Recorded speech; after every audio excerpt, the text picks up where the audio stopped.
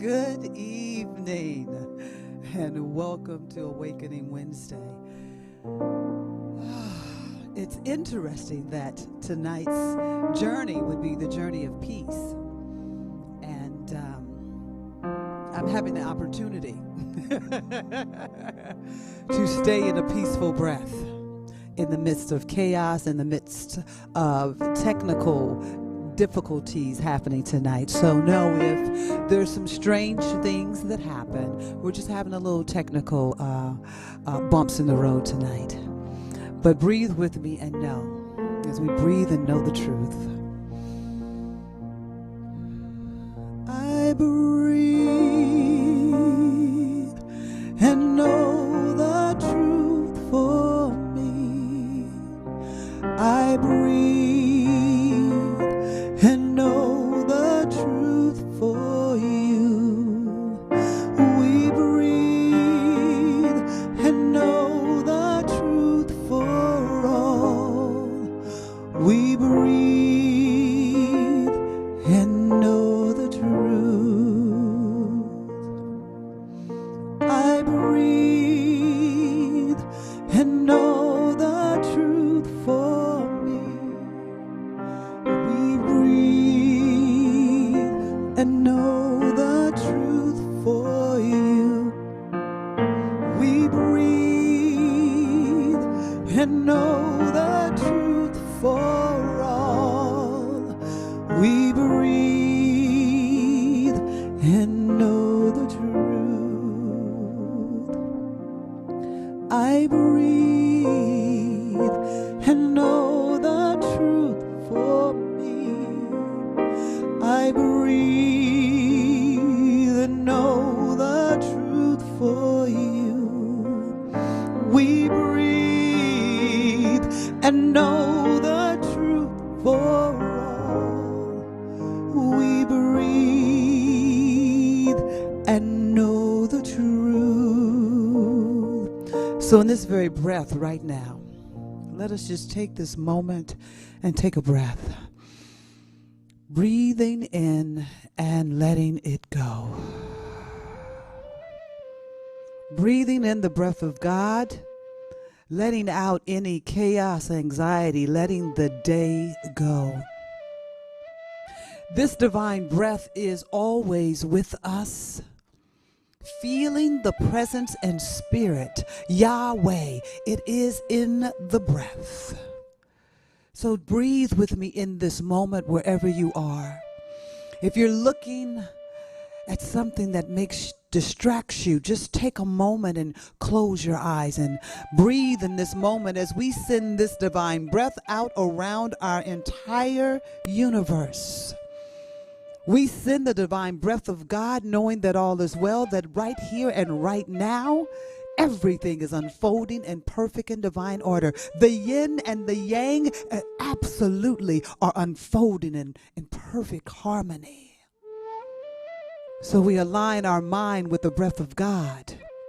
We align our thoughts with the beingness of spirit, that it is the breath that moves us forward. It is the breath that holds us. It is the breath that is the healing presence right here and now. It is the breath that is absolute well-being.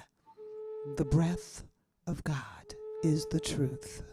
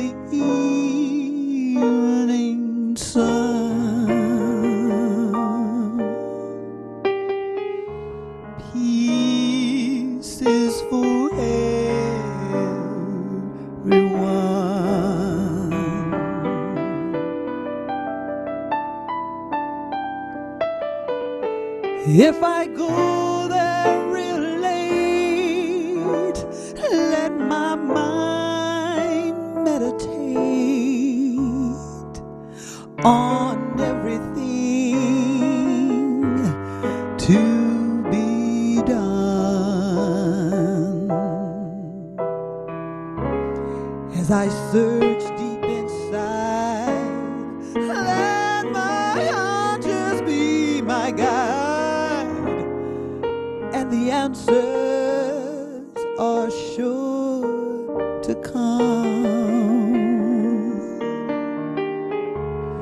No need to worry now.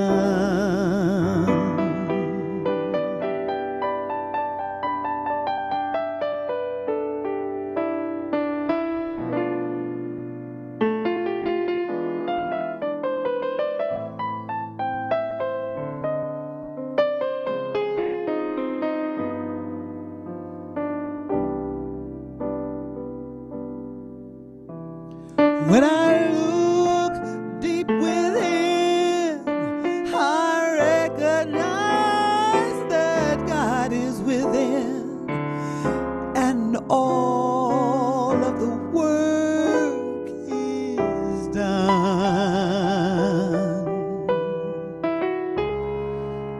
Take peace of mind, leave your worries behind, and the answers are sure to come.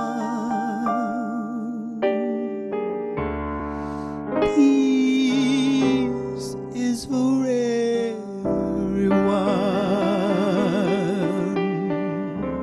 Peace is for everyone.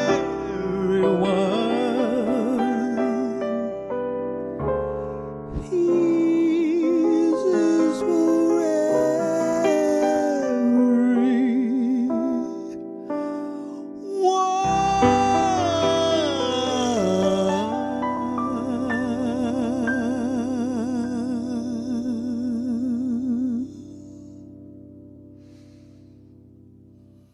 Thank you, Linda. That was beautiful. Yummy. Peace is for everyone. And so, as we are embarking on the journey of peace tonight, I thought how wonderful to show you some of our peace symbols across the world. So now, check out this video.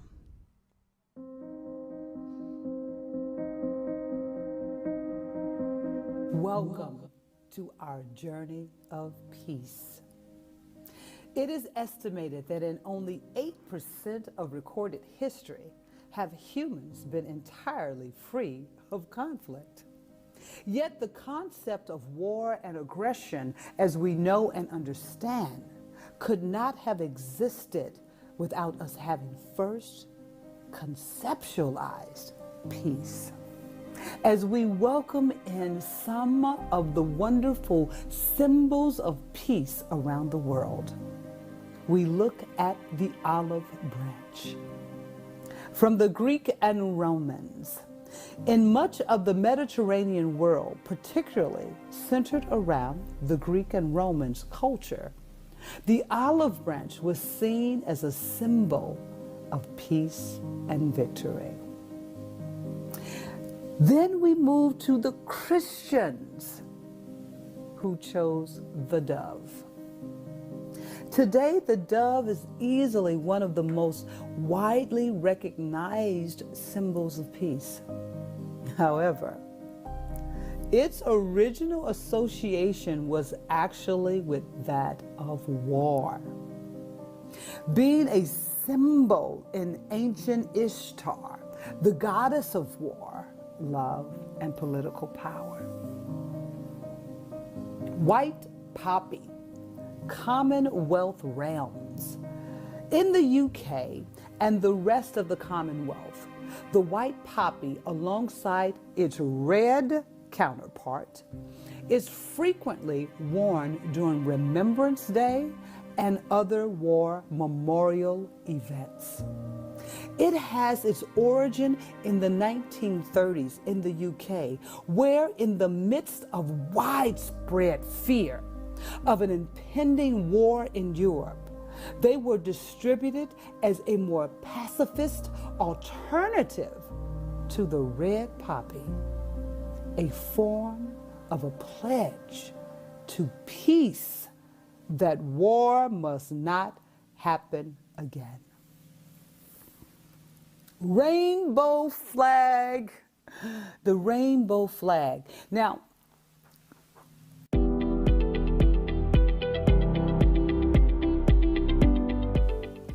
first making an appearance in 1961 in Italy, like the dove, the rainbow flag as a sign of peace was also inspired by the story of Noah's Ark. At the end of the great flood, God sent a rainbow to serve as a promise to men that there won't be another calamity like it.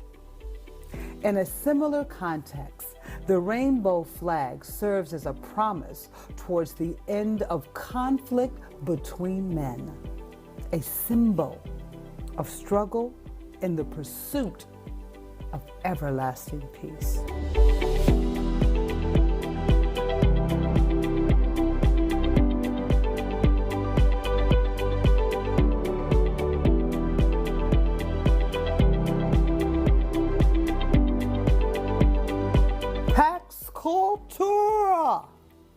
The Pax Cultura emblem is the official symbol of the Reich Pact, which is a part of Russia. Perhaps the first international treaty in existence dedicated to the protection of artistic and scientific heritage. But its meaning extends beyond the confines of the treaty's goal to represent peace in all forms. Because of this, it is also referred to as the banner of peace. Origami from Japan. It's a beautiful story. In ancient times, the crane has been seen as a symbol of luck in Japanese society. According to a legend, anyone who manages to fold 1,000 origami cranes can have one of their wishes fulfilled. It is for this reason why Sadako Sekaki, a girl struggling with radiation-induced leukemia in the aftermath of the Hiroshima atomic bomb, decided to do exactly that in the hopes that her wish of surviving through the disease would be granted. However, she would only manage to fold 644 cranes before succumbing to her illness. Her family and friends would complete the task and bury the 1,000 cranes with Sadako. Her real-life story, it made a powerful impression in people's minds and facilitated the association of the paper crane with anti-war and anti-nuclear movements. The V gesture, the peace sign. A widely recognized peace sign worldwide, the history of the V gesture is fairly recent, with it first being introduced by its allies in 1941 as a rally emblem. Originally a sign meaning victory and freedom, it would only start to become a symbol of peace 3 decades later once it gained widespread adoption in the American hippie movement. Peace, baby. Mistletoe. Considered a sacred plant in many cultures, mistletoe generally represents peace and love. But, you see mistletoe, you kiss under the mistletoe. Most people are aware of the Christmas tradition of kissing under the mistletoe, which some believe comes from the Scandinavian mythology, the goddess Freya. Her son was killed by an arrow made of mistletoe. So in honor of him, she declared that it would always be a symbol of peace and as a result, it is often hung in doorways as a sign of friendship.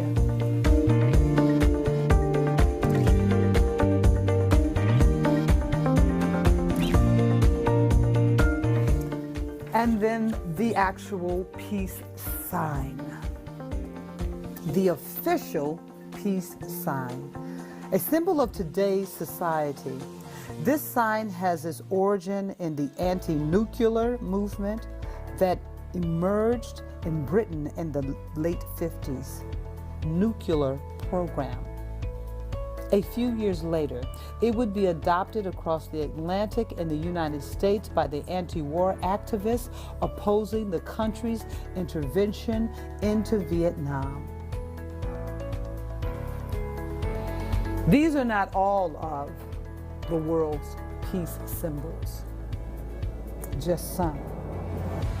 But it lets us know that peace has been on the playing field and is active and constantly moving toward an ever-evolving existence of more peace,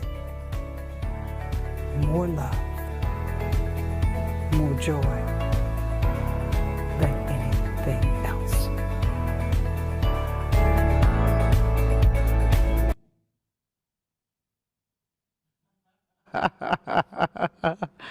The world's symbols of peace. You know, it's interesting taking this journey, the journey of peace, recognizing that from the very beginning, it stated that, in essence, the yin and the yang were there. In order for peace to be conceptualized, there had to be the other side. There had to be war, confusion, mayhem. And we find a lot of that happening right now. So I wanted to take us on this journey to recognize that, number one, and to remember that peace has always been here. Through all of the trials and tribulations of our world, there's always been an essence of peace. Before, we've kind of looked to a person or an organization to move that peace forward. And now I'm looking to me. How can I be a vessel of peace right now? Reverend Kevin and I were talking on Sunday and just talking about some of the mobs, the riots that have been taking place, and then the counterpoint of people coming out as well. And so he asked this question. He said, you know, could you go down and be in support? And at first I was going to say yes, and then I said no. I'm too triggered right now. And so if I were to participate, I would be giving the energy that the mob is giving. I would give it back. I would need a split second. And so it has really shone a light for me that this is some work that I must do. It's understandable, the things that are coming up for me is to move beyond this, is to recognize that both of these play a very important role in our world, that we can't have one without the other. And contrast, as my dear beloved Abrahams have always said, that contrast is not for us to fear. It's nothing that has gone wrong. It is the opportunity for us to know if we don't want this, we do want this. And even though I may want peace, it doesn't mean that everybody else is going to want peace. But I will, at a vibration, connect with those that do. As well as if you are carrying anger, be it you think you're right and they're wrong, you are connecting at the lower level energy. And so mob meets good intention ends up mob meeting mob.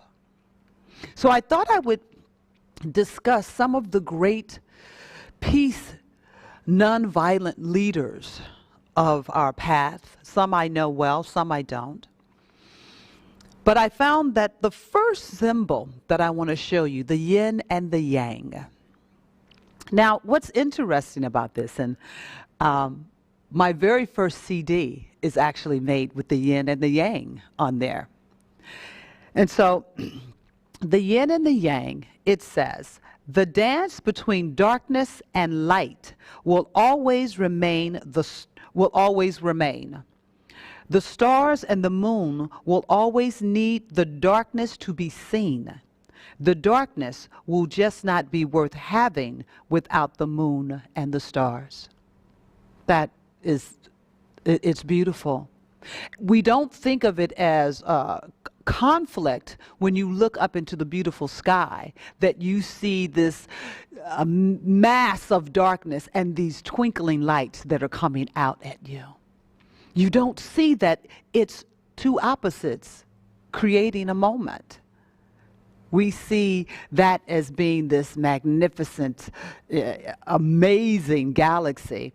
One of my favorite stretches of freeway is on the 10 freeway, either going or coming back from Phoenix, because you drive through the desert, and there is a moment where it is nothing but this amazing galaxy of stars that you can see because there are no lights. It is breathtaking and overwhelming. It is a yin and the yang taking place right then and there. So keep that in mind right now as we are in this journey. It is easy to say I'm right and they're wrong. And in saying I'm right and they're wrong, lose all sense of our connection with joy and harmony and peace and what is calling forth for you to do, what's calling forth for me to do. When I realized, like, wow, I couldn't be at a protest with somebody calling me an unpleasant name. My natural, and I'm calling it natural, because it's what I've practiced. I have to call myself on that. It's what I practice. It's not the natural state of being, but it is what I have practiced. You call me something, I'm going to call you something, and that makes it right.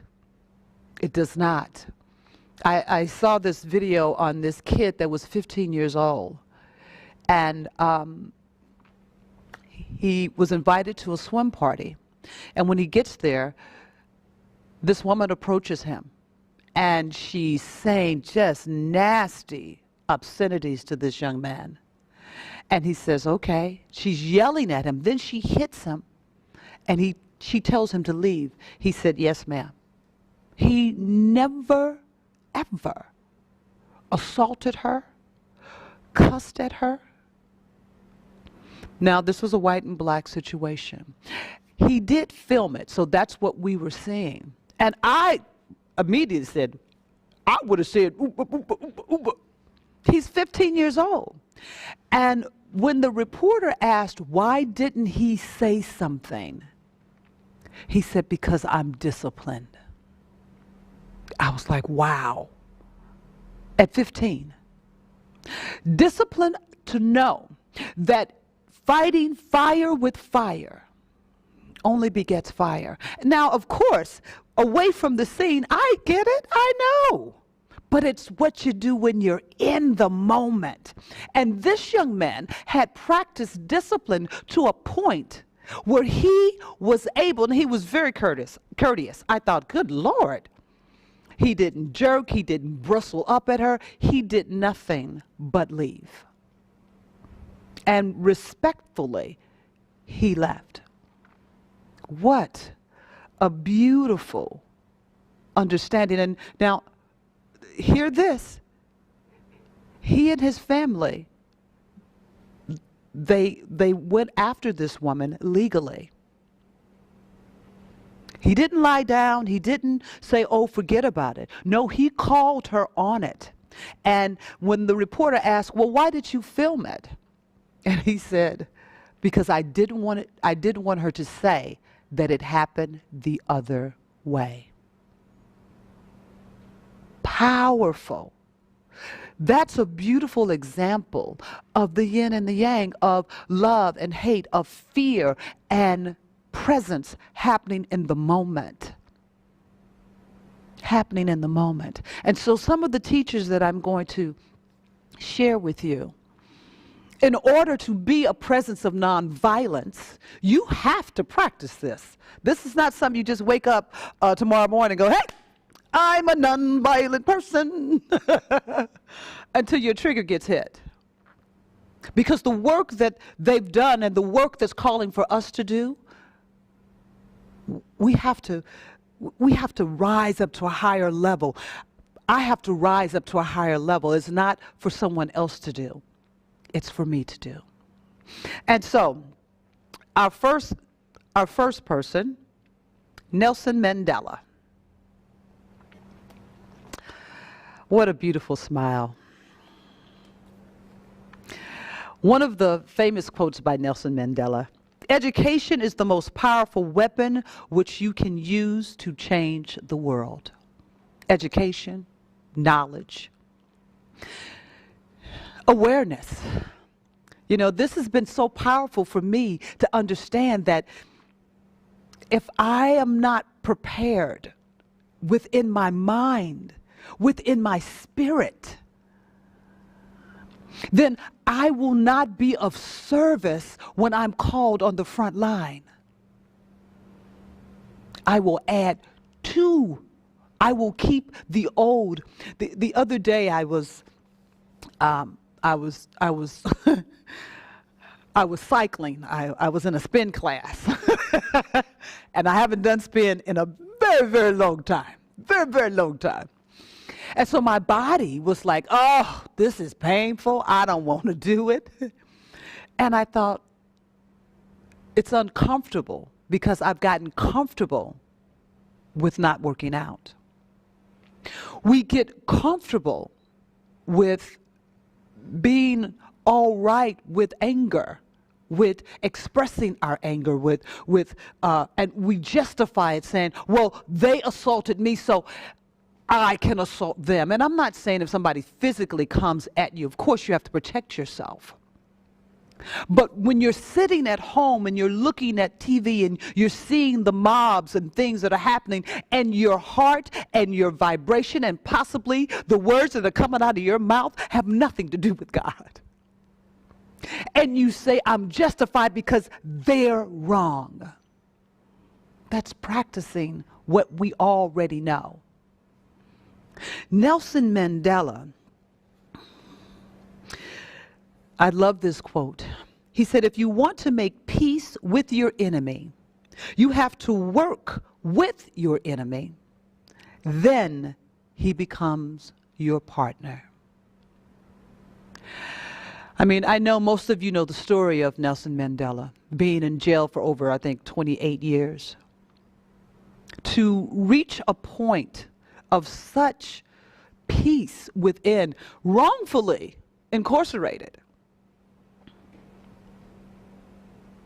To reach a space of such peace and tranquility and love. So much love. You know, people like to say that love and joy and happiness, that's just rose-colored glasses. But if you look out at history, some of the most remarkable things that have been done in our time and before us was through love, through joy, through peace. He became the president of his country. That is mind-blowing. That he could take everything that took place within him and create something different. Which leads me to my next young lady. And now I'm going to say, I've been practicing her name, and it's a little interesting. Malaya Yousafzai. Sarah's laughing at me. But what a powerful story. Don't let my enunciation of her name get in the way. This young lady from India she was privileged, and actually in parts of India, as a girl, she was privileged to go to school. And when she looked around and saw that other young girls they could not go to school. They were babies getting married, having children. They were treated as sex slaves, just as non-human beings. As a young person, she started to speak out about this. And one day, riding home on the bus, she was about, I think, 10 or 12, if I remember correctly.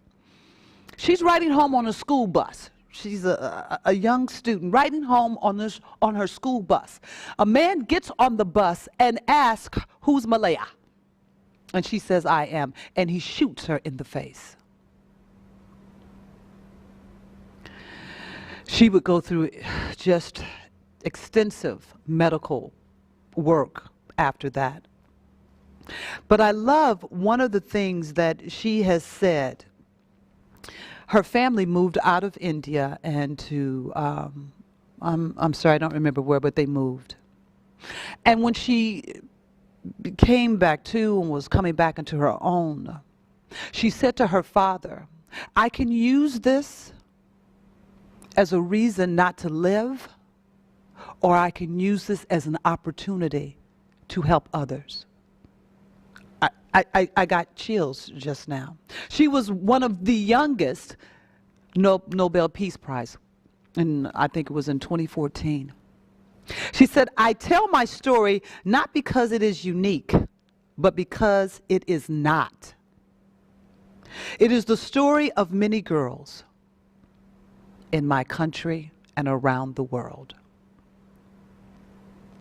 Here was a woman, a young girl, that had such a thirst and a call. And so she had a tragic situation. She had this over here happen. And at an early age, she understood that she had a choice over here, that she could either let this dominate and create her life, being that she would get quiet, never speak again, just mind her business, or, and I love, she used the word opportunity, which she used this as an opportunity to step on this platform and to wake people up that there's a problem going on. That a young girl is a human being and deserves the right to go to school, to learn, deserves not to be married at 9 and 10 years old to a full-grown man, even if it's a boy. That young women deserve to have a life and to choose their life, not to be treated as a sex toy, as a slave. So often we forget that there's still slavery happening.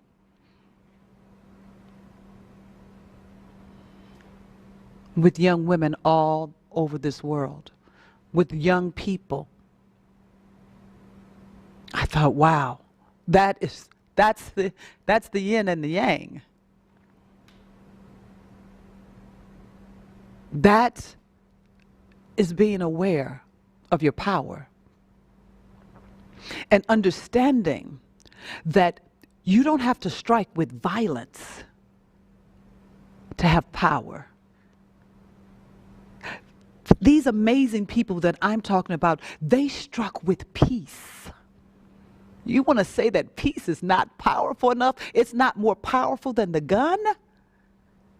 Oh, yes, it is. It is so much more powerful than the gun. And of course, I couldn't cover everyone. But my goodness. So now, let's go to my next person, and I think it's the Dalai Lama. Buddha. Buddha. Buddha. The great presence of meditating, of resting into a space of connecting. Buddha has created an entire spiritual awakening that millions have followed or are following. This connection with the innermost depths of who and what we are, asking the question, why is there human suffering? Coming to a space of such inner peace and an enlightenment and knowingness. The Buddha says we can never obtain peace in the outer world until we make peace with ourselves. I know a lot of these things we've heard, we probably have even said ourselves. But for me this week, it has taken such a deeper understanding that when I said, no, I can't go to a march right now. Not if there are people that are against what I'm saying. Because I have to clean that up. I'm making somebody wrong. And everybody has a right to feel and do and be who and what they are. I have often said that what you do doesn't affect me. Well, I'm contradicting myself.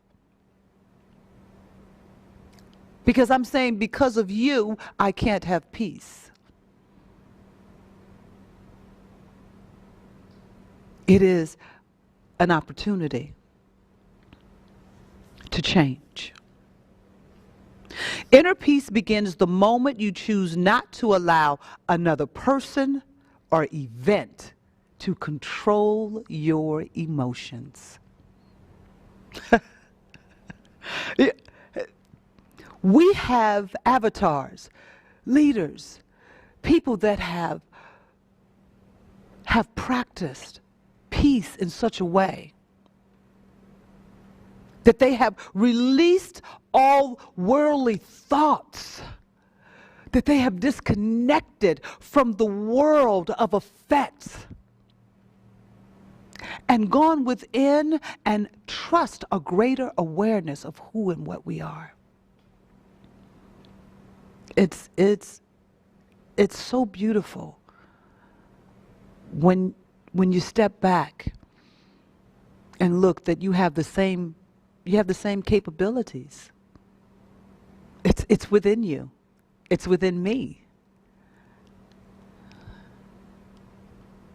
And at first, it will be uncomfortable living in your natural state. The uncomfortableness of living in joy and trusting peace until it's practiced where it does become your natural state, where in the midst of a storm, you can hold on to that love and peace more than you can hold on to fear, doubt, anger, chaos, violence.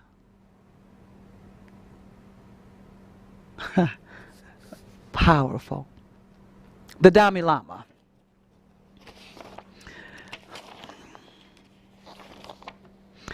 You know, always with a beautiful smile. Being kicked out of his country, out of Tibet.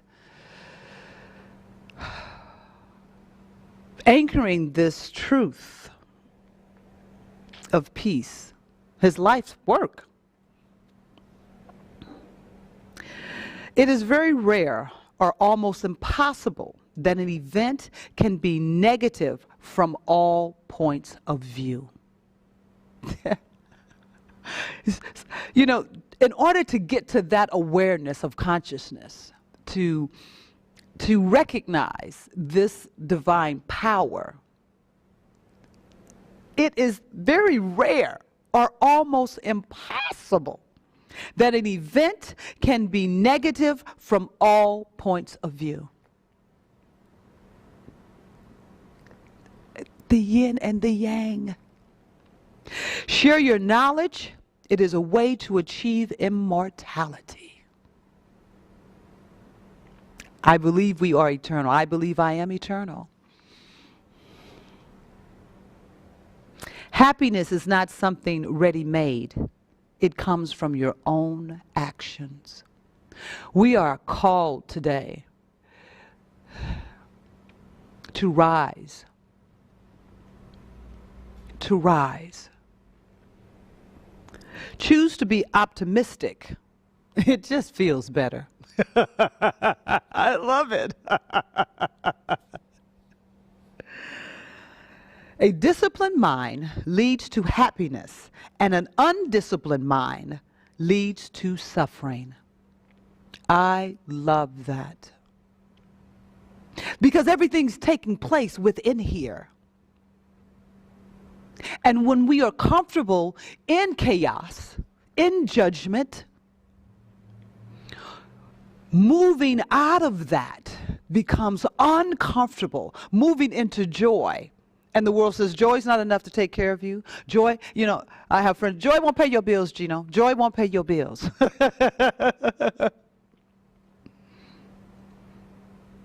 Well, when you don't know joy, when you don't know the well-being, and we're not talking about a surface joy. This joy can't be manipulated by the world. There's a song I love that says, God will provide. And it says, faith is so much more than what you can see. So much more than what you can see. It's super powerful. And I thought I would end with this last one. I think I've done everybody except Martin Luther King. Ah! I have my papers all ordered. That's why. Gandhi. Mahatma Gandhi. Yes. Of course. A Season for Nonviolence, which has been a part of the Centers for Spiritual Living for a very long time. And when A Season for Nonviolence first started, I was at Agape. And it was really interesting. The very first Season for Nonviolence, we did 64 days and 64 ways of peace throughout Southern California, and actually all over the world. But at Agape, we took on Los Angeles. And it was amazing because every day you had something for 64 days, the time from March to April, from Mahatma Gandhi's death to Martin Luther King's. And as it would have it, I had just gotten fired. And for what? For losing my temper. For saying enough is enough. Not exactly like that. But in any case, I find myself, I was like, well, let me volunteer. And I was just immersed into these amazing things along with my dear sister Aisha Mason and Greta Shishita. Someone donated a building to us. And so I would go there every day, open the building up with my little dog. And you saw this energy grow and grow. I mean, we took on this idea. And they created a marketing, they created a calendar of 64 days and 64 ways that people could buy. They created magnets. All these things were created out of this idea of celebrating peace for this block of time, to hold this energy, to hold this divine energy of peace. And it was amazing because there were times there were a lot of blow-ups. And, you know, I was kind of involved sometimes. Once again, the yin and the yang. I didn't comprehend that there was a transformation taking place within me. That there was this greater expression that was taking place, that it took me a couple of years afterwards to really understand. Mahat says, it's the action, not the fruit of the action, that's important. You have to do the right thing. It may not be in your power, may not be in your time, that there'll be any fruit. But that doesn't mean you stop doing the right thing. That's a huge call for right now. I may not see the fruit of the peace that I'm laying right now, which means that I may not see all people of color have equality. But does that mean I pull up my tent and go home? You know, there are people all the time that go, I'm not going to vote. It doesn't change anything. This is highlighting that there are many ways to participate, to be involved, and understand that you are laying fruit. You are laying seeds every day.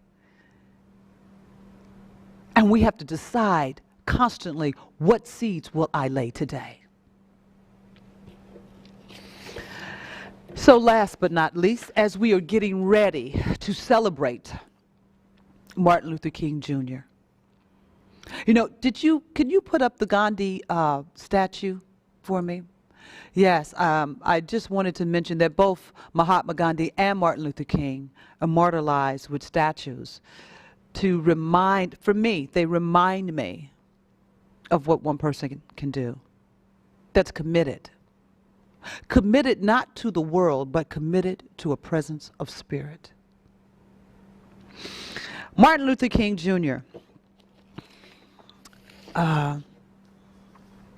as we get ready to celebrate, it's rare that I would see pictures of him smiling, but it's understandable. I mean, a young man with a family stepping into a space that many did not want to, nor could they even have. There's a story, and I don't remember the other gentleman that was along this path with him, but he was one that dropped out earlier on because he had personal things. And he said that if people find out about my story, it's going to distract from what you're doing. But this man said something very important to Martin Luther King Jr. He said, if you are the voice of nonviolence, you cannot be violent. You cannot. No matter what, you cannot. It doesn't seem like a lot, but that's a big, because there are many reasons that he could have, but he was committed. So I'd like to read this last, well, not last, it's one of the statements that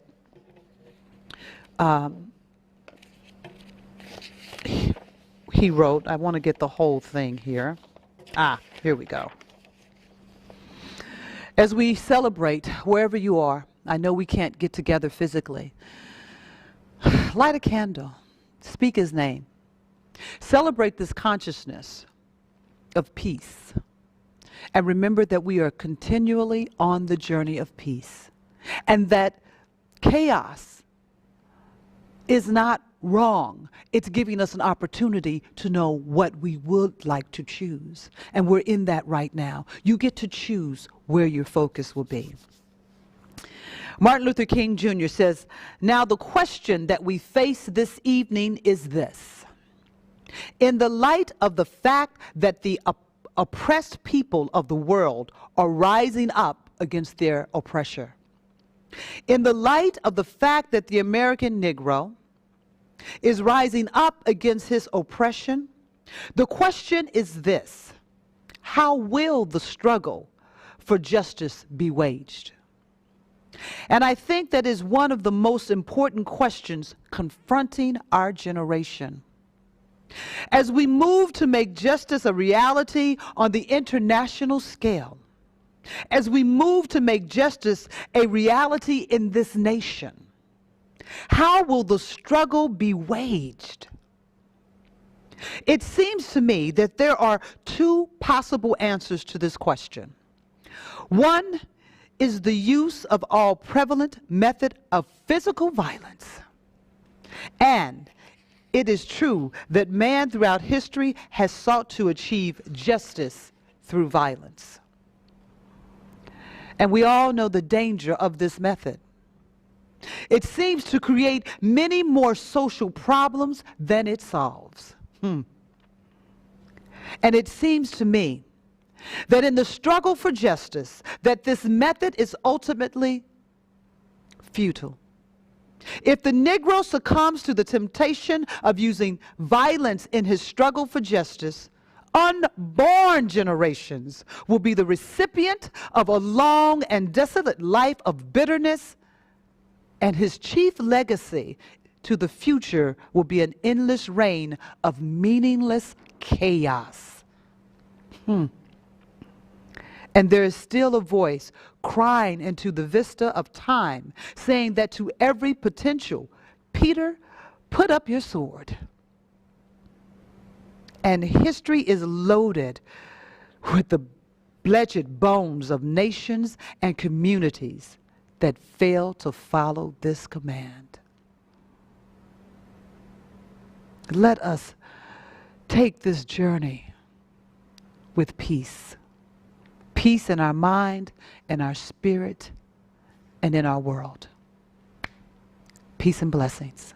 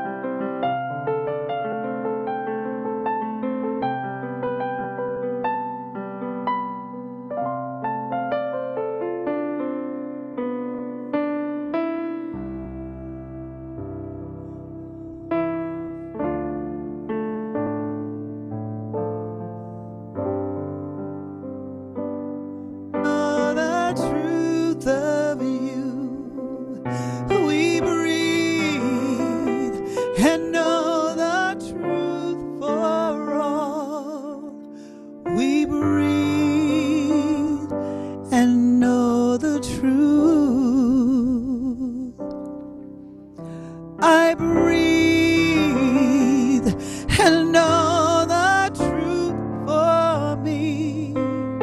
I breathe and know the truth for you. We breathe and know the truth for all. We breathe and know the truth. This is our beautiful conscious giving time. I thank you for all of your donations through PayPal, through our webpage, through snail mail, all of the wonderful opportunities. I am forever grateful and thankful that Universal Spirit Center, that those that visit us on Facebook and YouTube and on our webpage, that you give to us so that we may continue our global expansion of sharing and knowing the truth that God is all that there is.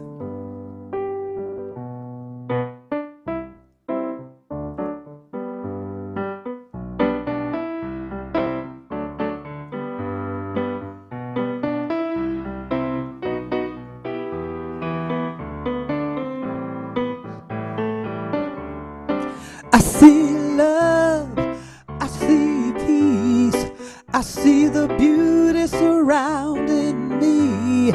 I see joy in every breath I breathe. I see God in everything.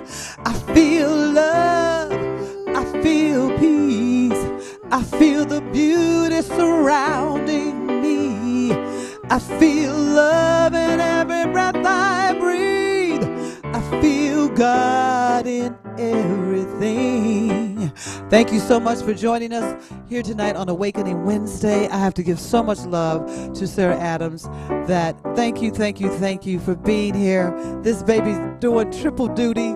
Thank you so much for being here. And always to the magnificent Linda. Thank you for being here, Linda. Always. She's always got my back. And thank you for being here whenever you're here. If you're here now, if you're here later, if you're here in the future, if you're here yesterday, thank you for being here. Oh, yeah, I see love. I see peace. I see the beauty surrounding me. I see love in every breath I breathe. I see God in everything. I choose joy. I choose peace. I choose the beauty surrounding me. I choose God in every breath I breathe. I choose God in everything.